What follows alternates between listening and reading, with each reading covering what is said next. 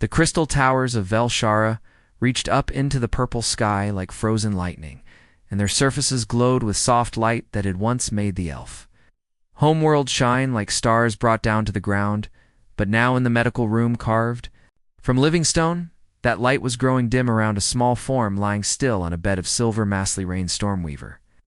Was the pack leader of the Skyborn Guard, and she was bonded to the great red dragon named Embereth, and she pressed her pale fingers against the crystal wall, and her silver eyes that were usually as sharp as winter stars were now clouded with a sadness that made her 300 years of life feel like a curse, because she had never felt so helpless before. "Cub fades," my sister rumbled. Emberuth, from where he was coiled in the big opening of the chamber, and his scales caught the dying light like blood on water, and the dragon mind touched hers. Through their bond, and she felt his pain match her own. And the healers say there is nothing more they can do. The cub was not hers by blood, but by oath and young. Silverscale was barely 2 seasons old, and he had lost his mother when she fell in the war against the Void Collective, and that battle had torn through 3 star systems and left the elf fleet scattered like leaves before a storm in Lyrain had found the baby dragon in the wreckage of a crashed ship, crying over his mother cooling body, and she had sworn the ancient words of pack bond without any hesitation at all. Now that bond was killing her from the inside, as she felt Silverscale life force getting weaker and weaker like a candle in a storm. The elf healers had tried everything, and their medical technology was refined over thousands of years, and they had looked at every molecule and every cell and every tiny piece of the young dragon-failing body, and they had looked in the ancient records and called upon the wisdom of the oldest of their kind and used techniques that could fix broken bones in hours and cure diseases that would destroy other species. None of it had worked at all. It is the grief sickness the chief healer, who was an ancient elf named Valeth, had said with the cold finality of someone giving bad news, and the trauma has broken something in his spirit that our science cannot touch, and he withdraws from life itself, and in 3 days, or maybe, for his hearts will stop beating. Glarain had sent Valeth away and stood watch beside the dying cub with one hand resting on his cooling scales and feeling the weak flutter of his 2 heartbeats growing fainter with each passing hour, and Emberoth's presence was a constant warmth at her back. But even the great dragon legendary strength could not bring life to one who had given up the will to live. That was when the human ship came. The ship was ugly by elf standards, and it was a blunt nose ship called the Mercy Call that looked like it had been put together from spare parts and good intentions, and it had the markings of the Terran Medical Corps, which was one of humanity. Famous relief organizations that seemed to show up wherever suffering existed, no matter what the borders or treaties or common sense. Badly Rain had heard of humans, and everyone in the galactic community had heard of them too, and they were the newcomers and the upstarts who had exploded into the wider universe barely a century ago with their basic FTL drives and their strange disregard for sensible caution, and they fought like demons and negotiated like merchants and had a disturbing tendency to adopt anything with a face as either friend or pet. The elves had mostly dismissed them as barbaric curiosities who were too unstable and short-lived to be of any real consequence. But now, as Lyrain watched the human shuttle come down through Velshara atmosphere with all the grace of a falling rock, she felt something stir in her chest that she barely recognized anymore. Hope. The woman who came out of the shuttle was not what Lyrain expected at all, and she was small and barely reached Lyrain's shoulder, and she had warm brown skin and dark hair pulled back in a practical braid, and she wore the blue and white uniform of the Terran Medical Corps, and she carried a worn canvas bag that looked like it had survived several wars. Commander Lyrain Stormweaver, the human asked, and her accent was strange, but her command of the elf language was decent.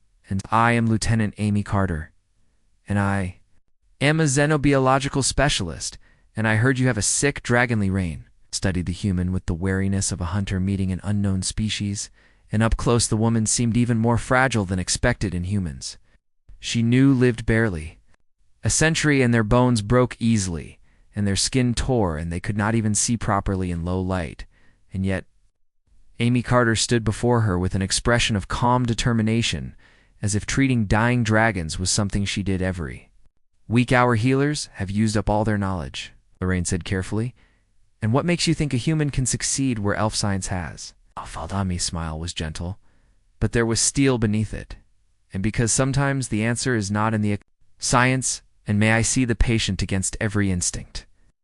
Lorraine led the human into the medical chamber, and Emberoth raised his great head as they entered, and his eyes narrowed to slits as he looked at the newcomer, and Amy stopped and tilted her head back and met the dragon gaze without flinching at all. You must be Emberoth, she said softly, and I have heard stories, and they say you held the Void Fleet at the Shattered Gates for 3 days, while the civilian ships got away in Borth.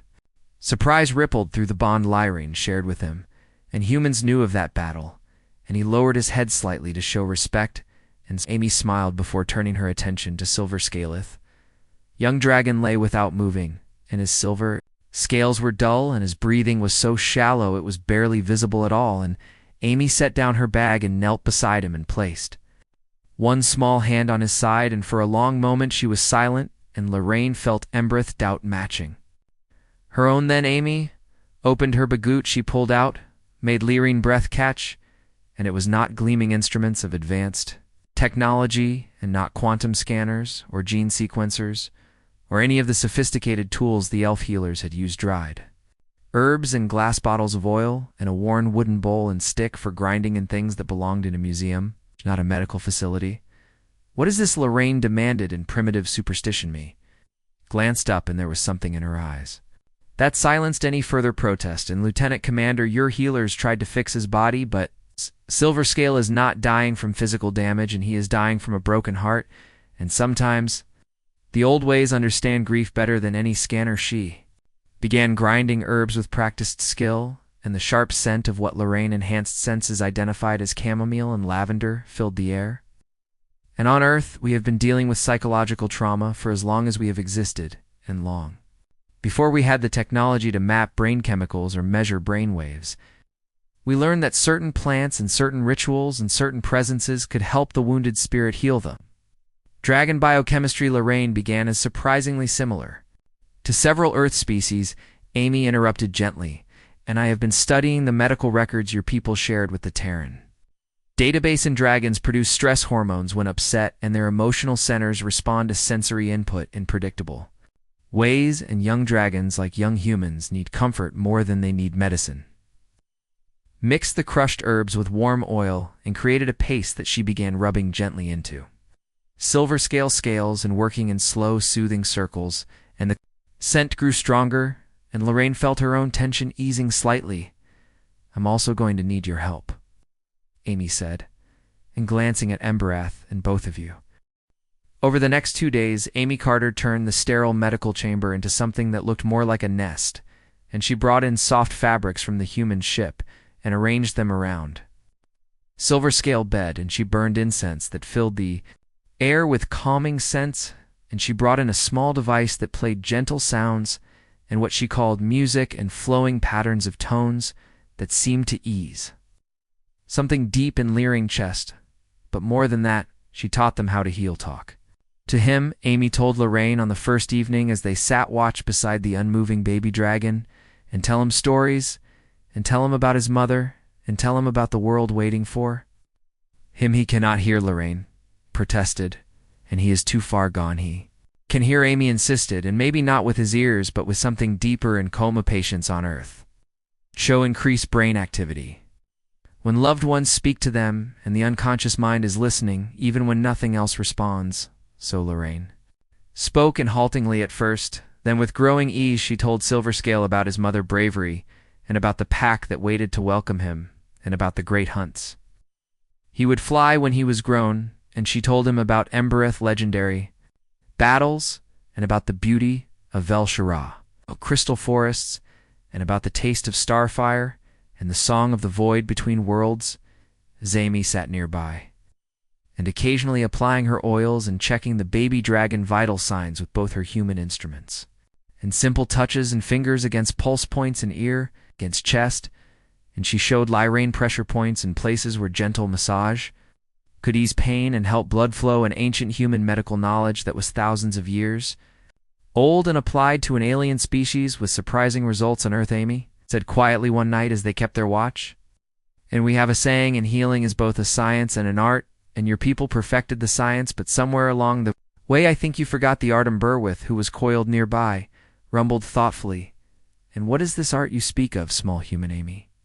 Smiled in presence and touch, and the knowledge that sometimes what heals is not a cure, but the feeling of not being alone. And my grandmother was a nurse in the old style, and before all the technology, and she used to say that half of medicine was just showing up and caring. She pulled out a small leather book from her jacket, and she gave me this before she died, and it is full of old remedies, and some of them are obsolete now, sure, and we have better drugs and better procedures, but some of them work. Not because of chemistry, but because of something else, and because healing is about more than fixing what is broken, and it is about giving someone a reason to want to be fixed.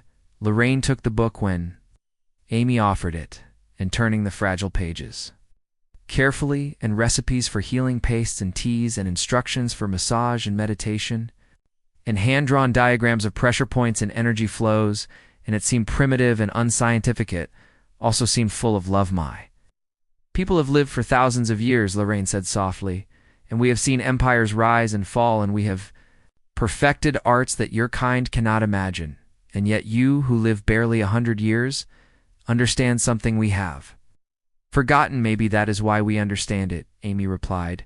And when you only have a century, you learn to value each moment and each connection, and you learn that presence matters more than perfection. In the third day, Amy introduced them to something she called physical therapy, and despite the medical chamber, advanced floating beds, and automated support systems, she insisted on manual exercises, and she showed Lorraine how to gently stretch silver scale wings, and how to massage his leg muscles to prevent them from getting weak, and how to touch his scales in patterns that she claimed would encourage brain activity. Body remembers, Amy explained as she guided Lorraine's hands through the motions, and even when the mind is shut down, the body remembers being alive, and we are reminding him remember with. Watch these exercises with intense interest, and your kind is strange. Amy Carter and you have ships that can cross the stars, yet you rely on these ancient practices. We do not rely on them, Amy corrected gently, and we combine them, and the best human medicine uses everything in advanced drugs alongside traditional herbs, and surgery alongside meditation, and we learned a long time ago that throwing away the old just because we discovered the new was foolish, and both have their place. She looked at Silver Scale, and her expression softened, and besides, there is something else. And when I do this, and when I use my grandmother remedies, I feel her with me, and like her knowledge, and her caring, and her presence flows through my hands, and maybe that is superstition, or maybe presence itself is a medicine we do not fully understand yet. That night, as Lorraine performed the massage routine Amy had taught her, she thought she felt Silver Scale body relax slightly under her hands, and it might have been imagination, and it might have been wishful thinking. It might have been the first sign of Hilanami. Also taught them about patience, and about the small victories that mattered. And look, she would say, and his breathing is a little deeper today, and see how his scales have more color in these things. Our progress. Lorraine had been trained as a warrior, and in battle you won or you lost, and there was no middle ground. But Amy showed her that healing was different, and that it was made up of tiny steps forward and sometimes steps backward, and that every small improvement was worth celebrating. The human also had a gift for making even the darkest moments feel less heavy, and she would tell stories about Earth, and about her grandmother, who had been a nurse in wars, and about medical missions to distant planets, and about the time her crew had to perform surgery during a meteor storm year. People seem to find themselves in difficult situations often. Emberath observed one evening. Amy laughed, and that is putting it mildly, and humans have a talent for being in the wrong place at the right time, or maybe the right place at the wrong time, and we are still figuring that out. But beneath the humor, Lorraine could see the steel, and this small human who seemed so fragile had probably seen more death and suffering than many warriors, and yet she still showed up and still cared and still believed that healing was possible on the fourth morning something changed. Liraine woke from a light doze in the chair beside Silverscale bed, and for a moment she could not figure out what had changed, and then she realized the baby dragon breathing was stronger. She leaned forward and placed her hand on his scales, and they were warmer, and the dual heartbeat was steadier, and through the pack. Banshee felt something she had not felt in Daizé. Flicker of consciousness. Sami Liraine called softly, and Amitha. Human medic was there in moments, and rubbing sleep from her eyes. And what is Heidi? I think he is coming back, Liraine, whispered Amy, moved to Silverscale's side and checked his vital signs with quick, efficient movements, and her human instruments beeped and hummed. And then she looked up, and her smile was like sunrise. He is stabilizing, she said, and his brain activity is increasing, and heart rate is stronger, and he is fighting his way back in Berwith. Great head appeared in the doorway, and his eyes were bright with hope, and the youngling lives not yet, Amy cautioned him. But he has a chance now, and a real chance, and keep doing what we have been doing, and keep talking to him, and keep touching him, and keep reminding him that he is loved, and that is what will bring him home. On the fourth day, Silverscale opened his eyes. It happened during the morning ritual. Amy had created, and Liraine was speaking softly and telling stories while she gently massaged the baby dragon scales with the herb oil, and Amy was checking vital signs, and her small hands were sure and confident, and Embereth was humming in a low dragon sound that vibrated in the bones, and something Amy had suggested might comfort the young one end. Then so slowly that Liraine almost missed it, Silverscale. Eyelids moved, Liraine hand froze, and Amitha. Human was already moving and leaning close, and one hand on Silverscale neck where his pulse beat strongest. And hey there, little one, she said softly in welcome. Back Silverscale eyes opened fully and showing irises like liquid silver, and they were confused and unfocused, but they were aware. And he made a small sound and barely more than a whimper and tried to lift his head. Easy, Amy soothed, and supporting his head with surprising strength for someone so small. And do not try to move too fast, and you have been asleep for a while. Liraine felt the pack bond, which had been a fading thread of despair, suddenly surged with life, and Silverscale consciousness brushed against hers in weak but present. And she sent back warmth and welcome, and fierce joy. Liraine, the baby dragon mental voice, was thin as spider silk, and where I am here. Right, Liraine said, and moving to where the young dragon could see her clearly. And I am here, little one, and you are safe. And you are homey, Bruth. Great head lowered until he was nose to nose with the baby dragon, and you have worried us, youngling, and it is good to see your eyes open over. The next hour's Silverscale improvement was dramatic, and it was not a full recovery, Amy warned, and he was weak and confused, and the mental trauma that had nearly killed him would take time to fully heal, but he was present again, and he was fighting. The hardest part is ahead, Amy said as she prepared a food supplement designed for recovering dragons, and he will have nightmares and flashbacks, and the grief will come in waves. And this is not a cure, Commander, and this is just the beginning of healing. I understand, Liraine said, and watching Silverscale manage a few weeks lapse of the supplement with Amy help, but you gave him back his life, and how can we ever repay such a detainee? Smiled and help him heal, and that is payment enough. And she hesitated, then added, and maybe consider this in your medical science is centuries ahead of ours in many ways, but healing is not just science, and maybe there is room for both approaches, and the high-tech and the high-co touched something deep in Lirain's chest, and the elves had become so advanced and so precise and so perfect in their methods that they had perhaps forgotten the simple power of presence and of touch and of ancient wisdom that worked not because it was logical but because it was true. Teach us, Liraine said suddenly, and your methods, and your philosophy, and stay and teach us how to blend what we know with what you know. Nami looked startled, and Commander, I am just one medic with a bag of herbs and my grandmother notebook, and I am not qualified to you. Saved a life, we had said. Was beyond saving, Liraine interrupted, and you did it with techniques our healers dismissed as primitive, and that makes you more than qualified? And she glanced at Embereth, who rumbled agreement, and the Skyborn Guard would be honored to have you as a consultant, and if you are willing, Amy, look down at Silverscale, who had managed to curl into a more comfortable position and was watching her with trusting eyes, and a smile spread across her face.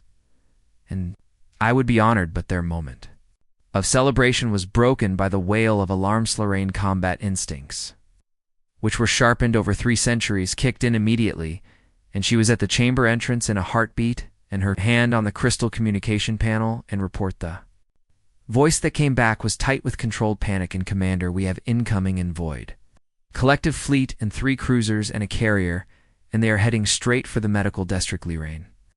Blood ran cold, and the medical district, and where the wounded were, and where the young were, and where Silver Scale, who had barely recovered, lay vulnerable. They found us. Embereth snarled, and his body tensing for flight, and through their bond Lyran felt his rage building, and they have come to finish what they started. Dami had gone pale, but her voice was steady.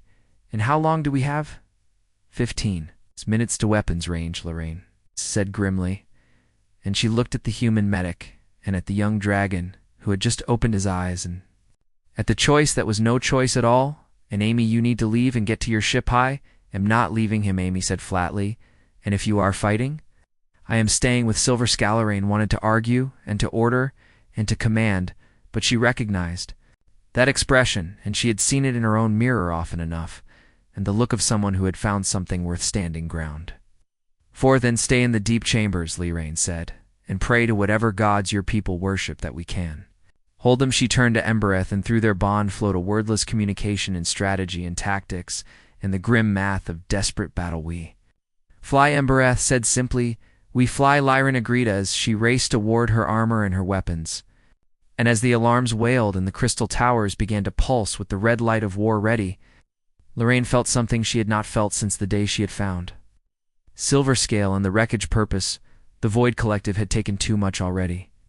And they would not take this, and they would not take the child she had sworn to protect or the human who had saved him. They would not. Pasami helped move Silver Scale to the deep chamber, and a reinforced room carved far below the surface and designed to withstand orbital bombardment. And the young dragon was confused and frightened.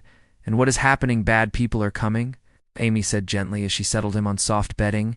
And but Lorraine and Embereth are going to stop them, and you need to rest and get strong. Will you stay with me? Silver Scale asked, and his mental voice small and scared. I will stay, Amy promised, and I am not going anywhere. Above them they could hear the sounds of preparation and dragons taking flight and weapons charging and warriors moving to battle stations, and the crystal spires sang with energy as the planetary defenses came on. Lorraine appeared in the doorway and fully armored now, and her weapons gleaming, and she looked every inch the warrior she was in 300 years of battle experience written in her stance. Keep him safe, Lorraine said to Amy. Well, Amy replied. Lorraine nodded, and then she was gone, and racing toward the sky, and toward the battle, and toward the void fleet that had dared to threaten what was hers. The deep chamber. Amy sat beside Silver Scale, and one hand on his scales, and told him stories to keep his mind off the fear, and outside the battle was about to begin.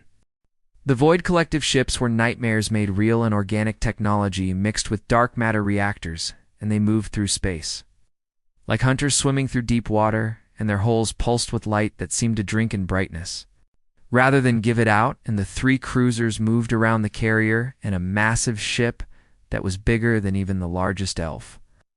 Warships. Lorraine, mounted on Embereth, back in full combat armor, led the Skyborn Guard into the teeth of the enemy. Fletha elf dragons were magnificent in battle, and Embereth red scales seemed to burn as he released streams of plasma hot fire that splashed against void shielding, and around him a dozen other dragons wheeled and struck, and their riders firing precision weapons that punched through armor with surgical accuracy. And the elves held the line against the void for centuries, and they were the guardians of this sector and the shield wall against the darkness.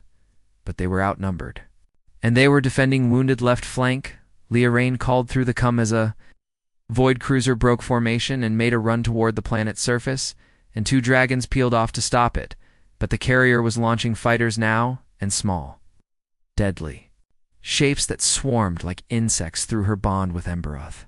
Lorraine felt his tiredness, and they had been fighting for nearly an hour, and even great dragon strength had limits, and the void forces were testing them and looking for weaknesses. And waiting for the moment when exhaustion would create an opening, and then something unexpected happened. Void fleet of voice came across all channels and speaking in heavily accented but understandable Galactic Common, and this is Captain Linda Hayes of the Terran Medical Corps' vessel Mercy. Call, and you are attacking a protected medical facility in violation of the sanctuary. Accords and stand down Amelia Lorraine in the middle of a fighting run felt her heart skip, and the human ship and Amy ship, and what were they doing? The void response was predictable, and a cruiser turned its weapons toward the Mercy call and charging for a killing shot, and the human ship did something impossibly, moved directly toward the void. "Cruiser Captain Hayes, what are you doing?" Lorraine screamed into the com showing. "Then what humans do when someone threatens our medics," came the calm reply of the Mercy. Call was not designed for combat, and it had basic shields, and maybe a few defensive weapons, and against a void cruiser it would last seconds, but it did not have to last long though. Human ship path took it directly into the cruiser flight path, and at the last possible moment the void ship tried to change course in its organic systems. Reacting with hunter instinct to avoid a collision, and the move put it directly in the firing line of 3 elf dragons, they did not waste the chance. "All human vessels, this is Hayes," the captain voice rang out again, and Terran Doctrine Echo 7. 7 is now in effect, and defend the medics, and defend the wounded, and show them why humanity never leaves their healers behind. Then from behind Velshara second moon, they came, not warships and not destroyers or cruisers or any military vessel, and hospital ships and medical transports and even a few converted cargo ships with Red Cross markings hastily painted on their hulls, and 15 human ships, and none of them armed for serious combat. They formed a wall between the Void Fleet and the Planetar. The insane Emberath rumbled even as he banked to take advantage of the confusion rippling through the Void formation. No, Lorraine breathed an understanding suddenly, and they are human, the Void Collective, for all their terrifying technology and ruthless efficiency operated on certain rules, and that prey would run, and that the weak would hide, and that the rational response to overwhelming force was retreat. Humans apparently had not read that manual. The medical ships did not fire, and they did not attack, and they simply held position and broadcasting on all frequencies about the Sanctuary Accords and about medical neutrality and about the laws of civilized warfare. They turned their shields to maximum and waited on. The Void Collective paused. Lorraine had fought the Void for decades, and she knew them, and they were efficient and calculating. And they would sacrifice anything for victory, but they also followed certain rules and ancient protocols that governed warfare among the older species, and the Sanctuary Accords were among the most sacred, and medical facilities were protected, and healers were neutral ground. The humans were forcing the Void to choose and break the ancient laws in front of the entire galactic community, or withdraw. "Skaborn guard," Lyrene said into the com, and her voice carrying the weight of command and the thrill of hope and fighting formation. "Delta and coordinate with the human vessels, and show the Void what happens when they threaten those under our protection." The battle that followed was unlike any Lorraine had fought before, and the human ships, unarmed, as they were, proved surprisingly good at disruption, and they positioned themselves in awkward spots, enforcing Void vessels to waste energy on moving around them, and they broadcast sensor noise that messed up targeting systems, and one clever transport even dumped its emergency water reserves in a Void ship path and creating a debris cloud that scattered. Their formation, and the elf dragons, no longer fighting alone, found new strength. Then Burwath, working with a human hospital ship called Hope Light, managed to trap a Void fighter group between his fire and the ship-reinforced shields and the fighters. Designed to avoid dragon breath but not rated for sustained impacts, shattered like crystal. "I am beginning to understand," Emberath said through their bond, "why the humans survived first contact with the galaxy, and they are mad, but it is a useful madness." The Void Carrier, realizing its tactical advantage was fading, attempted one final push, and it launched every remaining fighter and made a direct burn toward the planet and weapons, charging for a bombardment. Lorraine saw it happening as if in slow motion, and saw the carrier dark matter cannons building power, and saw the path that would take its fire directly into the medical district, and into the chambers where the wounded rested where Silver Scale and Amy wedded no, she whispered no. She roared Demberwath, did not need words, and through their bond intention flowed like lightning, and he folded his wings and dropped into a dive that would have torn apart a lesser dragon and Lorraine. Holding on with the practice of centuries felt, the wind screamed past as they fell like a red meteor. They were not going to make it, and the carrier was too far, and the angle was wrong, and the physics were impossible. And then Amy Carter, voice clear and calm, came across the commander. If you get close enough, I can do something about those cannons. You are in the shelter. Lorraine shouted over the wind. Was in the shelter, came the reply. And turns out, Silverscale heals fast when properly motivated. The baby dragon looked weak in his flight. Unsteady, but his eyes burned with determination that echoed his mother legendary courage, and on his back Amy Carter held what looked like an ordinary medical bag. Silverscale. Can you get me to the carrier bottom side? Amy asked, and her voice steady. Despite the insanity of what she was suggesting, the young dragon response came not in words but in action, and despite his weakness, and despite the death he had so recently escaped, Silverscale found speed, and he wove through the battle space with desperate grace and avoiding fire through luck and courage in equal measure. Amy, what are you planning? Lorraine demanded, even as she and Emberath changed course to provide cover. Your scans showed the carrier cannons use organic parts, right, and living tissue mixed with the weapon's ease. But so they can get sick, it took Lorraine, ancient, brilliant mind, a moment to process what Amy was suggesting. And you want to infect a warship. I want to give it the equivalent of very aggressive food poisoning, Amy corrected. And my grandmother recipe and works on most carbon-based life. And I think the casual addition of I think should have been terrifying, but instead, Lorraine found herself laughing, and a wild sound that rang through the Comemberworth. Get them close and all dragons cover the youngling what followed would be sung. About in the halls of Velshara, for generations Silvers barely recovered, flew with a courage that shamed healthy dragons, and Amy Carter, human medic, clung to his back and threw glass bottles of something that looked like herbal tea mixed with what she cheerfully called bacteria cultures I really should not have in a civilian medical kit. The bottles shattered against the void. Carrier organic armor, and for a moment nothing happened.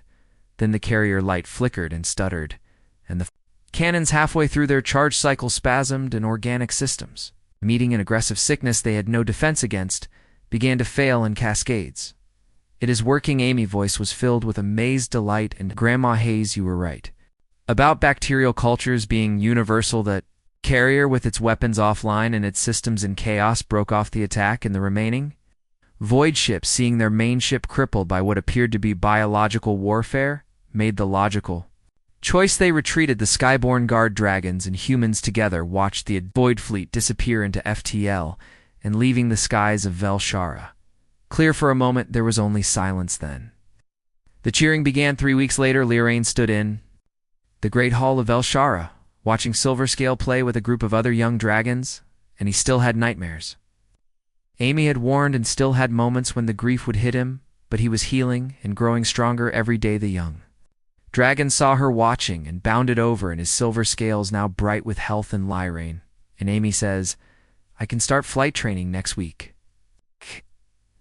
You keep up with your therapy sessions, Amy added, walking up beside the baby dragon, and she had been given rooms in the medical complex and had been working with the elf healers and sharing techniques and learning their advanced methods while teaching them her grandmother wisdom therapy sessions. Lorraine raised an eyebrow, talking about feeling, Silverscale said with the long-suffering tone of a youngling subjected to adult nonsense, but Amy says it is important, and she gives me the good snacks after he bounded off to rejoin his friends. And Amy smiled in positive reinforcement, and works on every species I have met. Lorraine watched the young dragons play, and feeling something settle in her chest that she had not felt in years, and peace, perhaps, or hope. The council has made a decision, she said quietly, and they want to establish a joint program in elf medical science combined with human healing arts, and they are calling it the Sanctuary Initiative. MUI's widened, and that is incredible, but why tell me? Because they want you to help lead it. And Lorraine turned to face the human fully and you saved one life with old remedies and stubborn courage, and imagine what we could do together, and your people gift for presence and for caring and for seeing. Healing is more than just fixing what is broken, and our people advanced technology and centuries of knowledge, and together we could change how the galaxy thinks about medicine. Amy was quiet for a long moment, and turning the leather book in her hands, and my grandmother used to say that healing was about building bridges, and between body and mind, and between patient and healer, and between knowledge and wisdom. And she looked up, and her smile was brilliant, and I think she would like the idea of building bridges between species. 'Twas that a yes, Emberworth, who had been coiled nearby in what he claimed was a nap, but was obviously listening, raised his great head, and the human stays, and good and she makes. The medical chambers smell better, and she has that device that plays the pleasing sound patterns you like classical music. Amy asked, surprised eye like Mozart. Emberoth corrected with dignity, and the others are merely acceptably. Rain felt laughter bubbling up in her chest, and genuine and free, and when had she last laughed like Thissa chime sounded. And Captain Linda Hayes appeared on the communication crystal, and her image projected in glowing blue. And Amy, we are scheduled to leave for the Antares sector tomorrow in medical relief mission. And you still planning to come home, or are you going native? On Usami glanced at Lorraine and at Silver Scale playing with his packmates, and at the crystal towers of Velshara rising into the purple sky. And actually, Captain, I think I am exactly where I need to be, but send my love to the crew. And tell them the next time they want to stare down a void carrier, maybe bring actual weapons. Hayes laughed. And where's the fun in that? And fair winds, Lieutenant, and you have earned this. Communication ended, and Amy looked at Lorraine with an expression the elf was learning to recognize, and determination mixed with hope, and just a little bit of that mad human courage that had faced down a battle fleet armed with nothing but medical ethics and boldness. So Amy said, when do we start? Immediately. Lorraine replied, then there is a conference next week, and every major species will be represented, and they want to hear about what happened here, and about how a dying dragon was saved by ancient remedies, and how a medical ship helped turn a battle. No pressure. Then you face down the Void Collective with herbal tea and bacteria cultures, and I think you can handle a conference. Amy laughed, and the sound echoed through the hall, and bright and human and impossibly alive. And you know what? And you are right, and let us show them what humans and elves can do when we work together. As they walked toward the medical complex and discussing plans and possibilities, Lorraine felt Embereth presence in her mind, and warm with satisfaction. The small human grows on one, the dragon observed, and like a particularly stubborn moss she saved Silver Scale life, Lorraine reminded him. And in doing so, perhaps she has saved something else as well. And we had forgotten, I think, that healing is not just science, and it is also hope, and it is also love, and the humans remember this even when we have forgotten. Lorraine watched Amy kneeled to examine a young dragon injured wing, and her movements gentle and her voice soothing, and the baby dragon who had been whimpering quieted under her touch. Yes, Lorraine agreed softly, and they remembered that night as the 3 moons of Velshara rose over the crystal towers.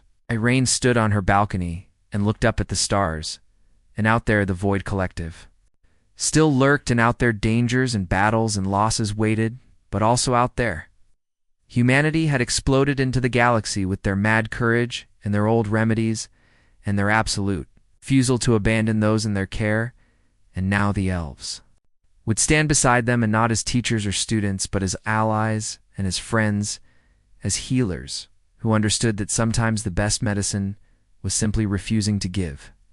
Up in the medical chambers below, Silver Scale slept peacefully in his nightmares, held at bay by the presence of his pack and the lingering scent of chamomile and lavender, and in her rooms Amy Carter made notes in her grandmother notebook, and adding new recipes and new techniques in building bridges between ancient wisdom and advanced science. And on the balcony, Liren, Stormweaver, pack leader of the Skyborn Guard, bonded companion to the great dragon.